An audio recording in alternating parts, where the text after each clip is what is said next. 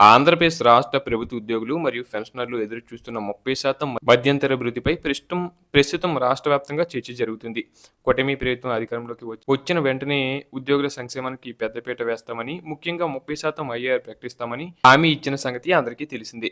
అయితే ప్రభుత్వం ఏర్పడి నెలలు గడుస్తున్నా ఆ దిశగా ఎటువంటి ముందడుగు పడకపోవడం పట్ల ఉద్యోగ సంఘాల నేత వెంకట్రావు గారు తీవ్ర అసంతృప్తిని వ్యక్తం చేశారు.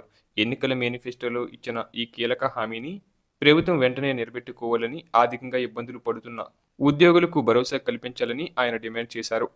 కేవలం మధ్యంతర భృతి మాత్రమే కాకుండా రాష్ట్రంలో కొత్త పే రివిజన్ కమిషన్ ఏర్పాటు ప్రక్రియ కూడా నత్తనడకన సాగుతుండటంపై ఉద్యోగులలో ఆందోళన నెలకొంది.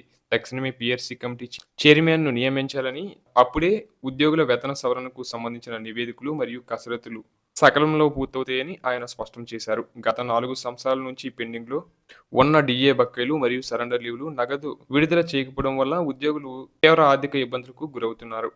బకాయిలను వడ్డీతో సహా చెల్లించాల్సిన బాధ్యత ప్రభుత్వంపై ఉందని వారు గుర్తు చేస్తున్నారు.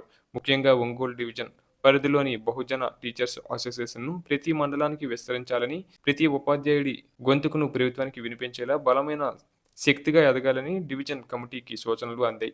గత 25 సంవత్సరాలుగా ప్రభుత్వ పాఠశాలల మనుగడ కోసం, ఉపాధ్యాయుల హక్కుల సాధన కోసం ఈ సంఘం నిరంతరం పోరాటం చేస్తుందని కొనియాడారు. అలాగే గత ప్రభుత్వ హయాంలో నిలిచిపోయిన ఎన్నో ప్రయోజనాలను ప్రస్తుత ప్రభుత్వం వెంటనే పరిష్కరించి ఉద్యోగుల పక్షపాతిగా నిరూపించుకోవాలని కోరారు.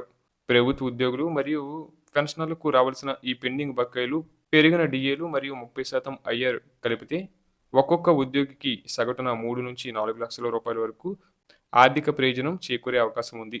ఎంత పెద్ద మొత్తంలో బకాయిలు పేరుకుపోతుండటంతో రిటైర్డ్ ఉద్యోగులు తమ వైద్య ఖర్చులకు మరియు కుటుంబ అవసరాలకు తీవ్రంగా ఇబ్బంది పడుతున్నారు. కాబట్టి ప్రభుత్వం వెంటనే స్పందించి 30% మధ్యంతర భృతిపై అధికారిక ప్రకటన చేయాలని, తద్వారా లక్షలాది మంది ఉద్యోగ కుటుంబాల్లో వెలుగులు నింపాలని విజ్ఞప్తి చేశారు.